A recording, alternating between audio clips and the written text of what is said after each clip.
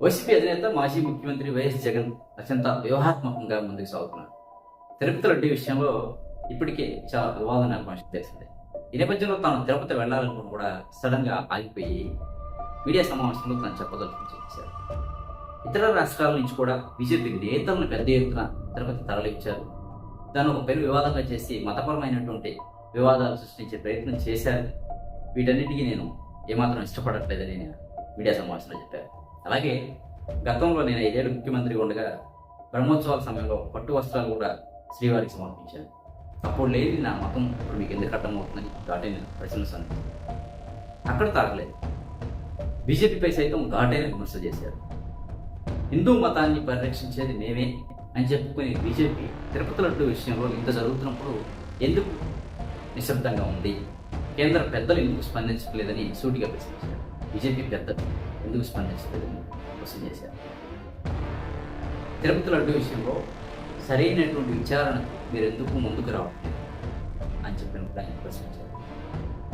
అసలు తిరుపతి లడ్డు అంశం చంద్రబాబు ముఖ్యమంత్రి అయ్యాక నెలకొంది కాబట్టి తమకేం సంబంధం, తమ హయాంలో ఎలా జరిగింది అవుతుంది ఇది అని చెప్పని ప్రశ్నించారు.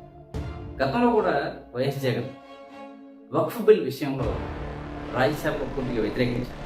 ప్రతిపక్ష నేతగా గత ఎన్నికలు అయిన తర్వాత ఇటీవల జరిగినటువంటి వక్ఫ్ బిల్ రాజ్యసభలో పూర్తిగా వైసీపీ సభ్యులు వ్యతిరేకించారు.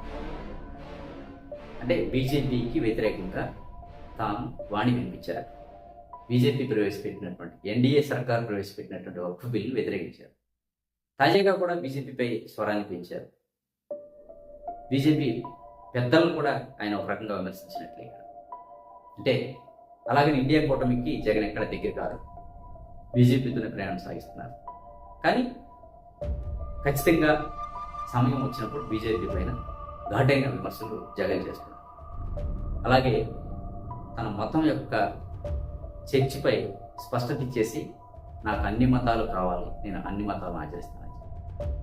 మరి బీజేపీపై ధిక్కార స్వరాన్ని వినిపించినటువంటి జగన్కి బీజేపీ నుంచి ఎటువంటి ఇబ్బందులు ఎదురవుతాయనేది కూడా చర్చనీయాంశంగానే మనం చెప్పుకోవాలి.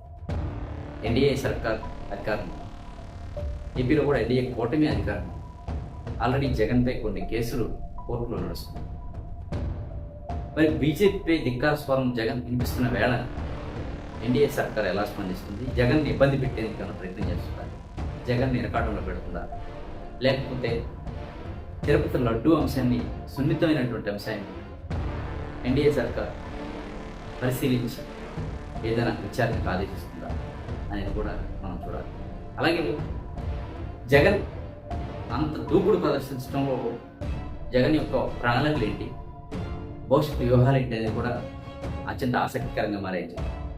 మరి జగన్ భవిష్యత్తు రాజకీయాలు ఏ విధంగా చేస్తారు, ఏదైనా పార్టీలతో కలిసి ముందుకు సాగుతారా, ఒంటరిగానే ప్రయాణం సాగిస్తారా, ఇదే విధంగా బీజేపీపై ఫైర్ అవుట్ సాగుతారా అని కూడా మనం చూడాల్సింది.